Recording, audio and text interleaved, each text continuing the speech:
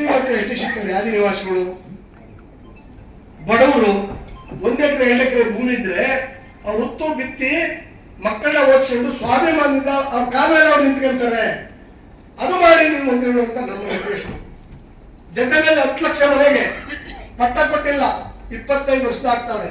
Form number 94 ಕೊಟ್ಟರು, 94 CC ಕೊಟ್ಟರು. ಏನು 15 ಗತ್ತು 15 ಗತ್ತು ಅಷ್ಟೇ. ಶ್ರೀಮಂತರ ನಾಯಕಟ್ಟಕ್ಕೆ 20 ಸೈಟ್ ಇರ್ತದೆ. ಇವ್ರು ಕೇಳ್ತಾ ಇರೋದು ಎಷ್ಟು? 10 15 20. ಅದು ಕೂಡ ಕೊಟ್ಟಿಲ್ಲ, 10 ಲಕ್ಷ ಮನೆಗೆ ಕೊಟ್ಟಿಲ್ಲ. ಅದು 11,000 33,000 ಹಳ್ಳಿನಲ್ಲಿ 11,000 ಹಳ್ಳಿನಲ್ಲಿ ಇವತ್ತು ಕೂಡ ಬಸಣ ಇಲ್ಲ.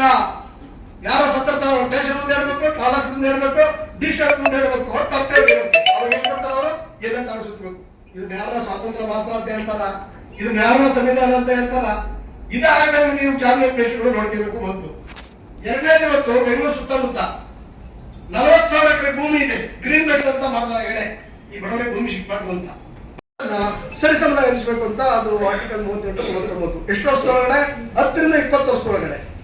10 ರಿಂದ 20 ವರ್ಷದೊಳಗಡೆ ಹಂಚಕ್ ಆಗಿಲ್ಲ ಅಂದ್ರೆ ಈ ದೇಶದಲ್ಲಿ ದೊಡ್ಡ ಕ್ರಾಂತಿ ಆಗ್ತದೆ ಅಂತ ಹೇಳಿದ್ರು. 1950 ಜನವರಿ 26ನೇ ತಾರೀಕು ನೆಹರು ಕ್ಯಾಬಿನೆಟ್ಗೆ ಅವ್ರು ಸಬ್ಮಿಟ್ ಮಾಡುವಾಗ ನೆಹರು ಹೇಳ್ತಾರೆ, ಅಂಬೇಡ್ಕರ್ ಹೇಳ್ತಾರೆ, ನೆಹರು ಅವರೇ, ನಾನು ಸಾಮ್ರಾಟ್ ಅಶೋಕ ಚಕ್ರವರ್ತಿ ಮಗ, ನೀವು ಮನು ಮೊಮ್ಮಗ.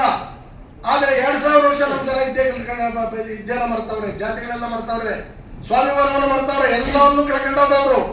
ಆದ್ರೆ ಎಲ್ಲವನ್ನು ನಾನು ಪಡೆಯುವಂತ ಕೆಲಸ ನಾನು ಮಾಡಿಕೊಂಡಿದ್ದೀನಿ. ಆದ್ರೆ ಸಂವಿಧಾನವನ್ನು ಮಾಡಿದ್ದೀನಿ, ವೋಟ್ ಕಟ್ಟೆನ ಕೊಡಿಸಿದ್ದೀನಿ. ಅದರ ಮುಖಾಂತರ ಇವರು ಉದ್ಧಾರ ಆಗಬೇಕನ್ನೋದೇ ನನ್ನ ಆಸೆ ಆಗಿದೆ. ಆದ್ರೆ ಸಂವಿಧಾನ ಜನರ ಪರವಾಗಿದೆ, ಸಂಪತ್ತು ಬಹಳ ಇದೆ.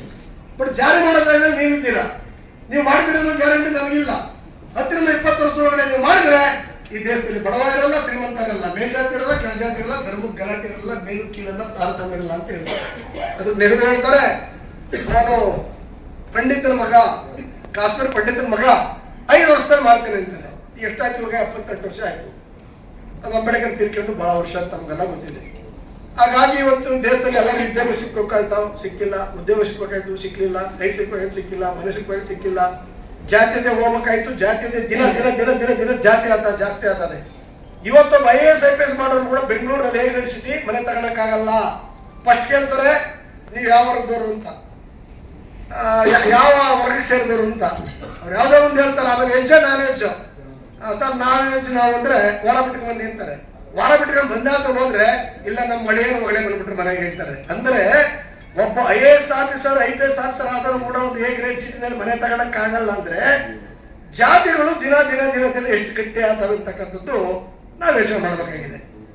ಆ ಕಾರಣದಿಂದ ಬಂಧುಗಳೇ, ಇವತ್ತು ಇಡೀ ದೇಶದಲ್ಲಿ ತಮಗೆಲ್ಲ ಕೂಡ ಗೊತ್ತಿದೆ 147 ಕೋಟಿ ಪಾಪ್ಯುಲೇಷನ್ ಇದೆ. ಇದರಲ್ಲಿ SC ಮತ್ತು ST 35 ಕೋಟಿ ಇದ್ದಾರೆ, OBC 40 ರಿಂದ 50 ಕೋಟಿ ಇದ್ದಾರೆ, ಮೈನಾರಿಟಿ 15 ಕೋಟಿ ಇದ್ದಾರೆ. ಅಂದ್ರೆ ಅವರೇಜ್ ತಗೊಳಕ್ಕಾದ್ರೆ ಈ SC ST ಬ್ಯಾಕ್ವರ್ಡ್ ಮೈನಾರಿಟಿ ಇರ್ತಕ್ಕಂಥ ಜನನೇ 90 ಕೋಟಿ ಇದ್ದಾರೆ. ಪರಿಷ್ಠ ಜಾತಿಯಲ್ಲೇ ಬರ್ತಕ್ಕಂಥ 100 ಜಾತಿಗಳೇನಿದ್ದಾವೆ, ಈ ಜಾತಿ ಸಂಖ್ಯೆ ಕೂಡ ಜಾಸ್ತಿ ಇದೆ. ಈಗ ಉಪಜಾತಿಗಳು ಕೂಡ ನಾವು ಯಾರೇನು ಹುಟ್ಟಾಕಿಲ್ಲ, ಜಾತಿ ಇರೋ ಕಡೆ ನಾವು ಹುಟ್ಟಿದೀವಿ ಅಷ್ಟೇನೆ. ಆ ರೀತಿ ನೀವು ಈ ಮಾದಿಗ ಮತ್ತು ಚಮ್ಮಾರ ಅಂತ ತಗೊಳಕ್ ಹೋದ್ರು ಕೂಡ ದೇಶದಲ್ಲಿ 15 ಕೋಟಿ ಜನ ಇದ್ದಾರೆ. ಸೌತ್ ಇಂಡಿಯಾದಲ್ಲಿ ಬೇರೆ ತರ ಇದೆ. ಸೌತ್ ಇಂಡಿಯಾದಲ್ಲಿ ಕರ್ನಾಟಕ, ಆಂಧ್ರ, ಕೇರಳ, ತಮಿಳುನಾಡು, ಪಾಂಡಿಚೇರಿ, ಆಮೇಲೆ ತೆಲಂಗಾಣ, ಈ ಜಾಗದಲ್ಲಿ ಒಲೆ ಮಾದಿಗ ಅಂತ ಇದೆ, ಬೇರೆ ಬೇರೆ ಕಡೆ ಇಲ್ಲ. ಇವು ಕರ್ನಾಟಕದಲ್ಲಿ ಏನ್ ಹೇಳ್ತಾರೆ? ಒಲೆ ಮಾದಿಗ. ಆಂಧ್ರದಲ್ಲಿ ಮಾಲ ಮಾದಿಗ, ತಮಿಳುನಾಡಲ್ಲಿ ಚೆಕ್ಲಿಯರ್ ಮತ್ತು ಪರಿಯ, ಅದೇ ತರ ತಮಿಳುನಾಡು ಕೇರಳದಲ್ಲಿ ಕೂಡ ಮಾಂಗ್ಸ್ ಮತ್ತು ಮಹಾರ್ ಅಂತಾರೆ. ಇವೆಲ್ಲ ಕೂಡ ಕಸುಗಳು ಒಂದೇ, ಇವ್ರು ಒಂದೇ ಕಡೆ ಇದ್ದಂಥವ್ರು. ಬಟ್ ಸ್ವಲ್ಪ ವಿದ್ಯಾಭ್ಯಾಸ ಜಾಸ್ತಿ ಸಿಕ್ಕಿದ ಮೇಲೆ, ಉದ್ಯೋಗ ಸಿಕ್ಕಿದ ಮೇಲೆ, ಸ್ವಲ್ಪ ಶೂಟು ಕೂಟ ಹಾಕಿ ಶುರು ಮಾಡಿದ್ಮೇಲೆ ನಾವು ಸ್ವಲ್ಪ ದೊಡ್ಡ ಜಾತಿ ಅಂತ ಕೆಲವರು ಭಾವನೆಯಲ್ಲಿ ಇದೆ. 2000 ವರ್ಷಗಳ ಕಾಲ ಸಪ್ತ ಧನವನ್ನು ತಿಂದು ಬದುಕಿದಂತ ಜನ ಇವಾಗ ಶೂಟು ಕೂಟ ಆಗ್ತಾರೆ. ನಾವು ಸೂಪರ್ ಅನ್ಟಚಬಲ್, ಲೋಯರ್ ಅನ್ಟಚಬಲ್ ಆಗಿ ಸಾಧ್ಯನಾ? ಅದು ಸಾಧ್ಯ ಇಲ್ಲ. ಅದಕ್ಕೆ ಏನ್ ಹೇಳ್ತಾರಪ್ಪ? ತಲಾಟೆ ಅಂತ ಹೇಳ್ತಾರೆ. ಅಂಬೇಡ್ಕರ್ ಹೇಳಿದ್ದಾರೆ, ತಲಾಟೆ ಅಂತ ಹೇಳ್ತಾರೆ ಅದಕ್ಕೆ. ಅದರಿಂದ ಇವತ್ತು ಯಾವ ಸಮುದಾಯಕ್ಕೆ ಎಷ್ಟು ಸಿಗ್ಬೇಕಾಗಿಲ್ಲ, ಅದು ನಮಗೂ ಕೂಡ ಸಿಗ್ಬೇಕು ಅಂತ ಹೇಳಿ ದೇಶದಲ್ಲಿ ಹೋರಾಟ ನಡೆದಿದೆ. 1975ರಲ್ಲಿ ಹರಿಯಾಣ ಮತ್ತು ಪಂಜಾಬ್ ಸ್ಟಾರ್ಟ್ ಆಗಿದೆ ಈ ಸಮಸ್ಯೆ. ಈ ಸಮಸ್ಯೆ ಸ್ಟಾರ್ಟ್ ಆಗಿದ್ದಾಗ ಕಾಂಚರಾಮ್ ಸಾಹೇಬ್ ಬಾಂಬ್ ಶಾಪ್ ಕಟ್ಟಿದಾಗ ಯಾರಿಗೆ ಸಮಸ್ಯೆ ಇದೆ? ಇದು ಅಲ್ಲಿ 80% ಚಮ್ಮಾಸ್ ಎಲ್ಲ ಪಡ್ಕೊಂಡಿದ್ದಾರೆ ರಿಸರ್ವೇಶನ್. ಸಿಕ್ಕದೇ ಇರೋದು ಯಾರಿಗೆ? ಈ ವಾಲ್ಮೀಕಿಗಳೇ ಅಲ್ಲಿ ಬಿಟ್ಟೆತ್ತದ್ದು, ಚಪ್ಪಲಿ ಮನೆಯೋದು, ಎಜುಕೇಶನ್ ಇಲ್ಲ ಅವರಿಗೆ, ಬಹಳ ಈ ಸ್ಥಿತಿಯಲ್ಲಿ ಆ ಜನ ಬದುಕ್ತಾ ಇದ್ದಾರೆ. ಅದಕ್ಕೆ ಎರಡೂ ಮಧ್ಯೆ ಪ್ರಾಬ್ಲಮ್ ಅಂದಾಗ ನೋಡಪ್ಪ, ಚಮ್ಮಾರ್ಸ್ ನೀವು ಸೆಂಟ್ರಲ್ ಹೋಗಿ, ಇಲ್ಲ ಲೆದರ್ ಬಿಸ್ನೆಸ್ ಮಾಡಕ್ಕೆ ನೀವು ಫಾರಿನ್ ಹೋಗಿ, ನೀವು ಸ್ಟೇಟ್ ಅವ್ರಿಗೆ ಬಿಟ್ಕೊಡಿ ಬಿಡುತ್ತೆ. ಕಾಂಚಾರಾಮ್ ಸಾಹೇಬರು ನ್ಯಾಯ ಪಂಚಾಯತಿ ಮಾಡಿದ್ರು, ಒಂದಷ್ಟು ಬಯಲಾಗಿರೋ ತರಕ್ಕೆ ಬಂತದ್ದೇನು ಕಾನೂನು ಆಗಲಿಲ್ಲ. ಇನ್ನು ಅದಾದ್ಮೇಲೆ ತಮಗೆಲ್ಲ ಗೊತ್ತಿದೆ, ಆಂಧ್ರದಲ್ಲಿ ಫಸ್ಟು ಸ್ಟಾರ್ಟ್ ಆಯ್ತದು. ಆಂಧ್ರದಲ್ಲಿ ಸರ್ಕಾರಗಳು ಅದನ್ನ ಒಳಗಿಸಲಿದ್ದು ಮಾಡೇ ಬಿಟ್ರು, ಅದು ಕೋರ್ಟ್ಗಳು ಹೋಯ್ತು, ಆ ವಿಚಾರ ಎಲ್ಲ ಎಲ್ಲೆಲ್ಲಿ ಬಿದ್ದೋಯ್ತು ತಮ್ಮೆಲ್ಲ ಗೊತ್ತಿದೆ. ಕರ್ನಾಟಕದಲ್ಲಿ ಕೂಡ ಇಲ್ಲಿ 1995-96ರಲ್ಲಿ ದಲಿತ ಸಂಘರ್ಷ ಸಮಿತಿ ಬಹುಜನ ಸಮಾಜ ಪಾರ್ಟಿ ಒಟ್ಟಿಗಿತ್ತು. ಪ್ರೊಫೆಸರ್ ಕೃಷ್ಣಪ್ಪರು ನಾವೆಲ್ಲ ಮಾತಾಡಿ, ಕೃಷ್ಣಪ್ಪ ಇಲ್ಲ ಕಳೆದು ಒಳ್ಳೆ ವಿಷಯ ಇದೆ. ನಮ್ಮ ಎರಡು ಸಮುದಾಯಗಳು ಕೂಡ ಒಟ್ಟಿಗಿದ್ದೀವಿ ಇಲ್ಲಿ. ಇವತ್ತು ಬ್ಯಾಕ್ವರ್ಡ್ ಬಗ್ಗೆ ಸಪೋರ್ಟ್ ಮಾಡ್ತಾರೆ. ಈ ಮಾದಿಗ ಸಮುದಾಯದ ಇಶ್ಯೂಸ್ ಬಹಳ ಜಿನೇನ್ ಇರೋದ್ರಿಂದ ಈ ಇಶ್ಯೂಸ್ ನಾವು ತಗೋಬೇಕು ಅಂತ ಹೇಳಿ ರೆಸಲ್ಯೂಷನ್ ಪಾಸ್ ಮಾಡಿ 1995-96ರಲ್ಲಿ ಆ ಇಶ್ಯೂಸ್ ಜಂಟಿಯಾಗಿ ನಾವು ತಗೊಂಡ್ವಿ.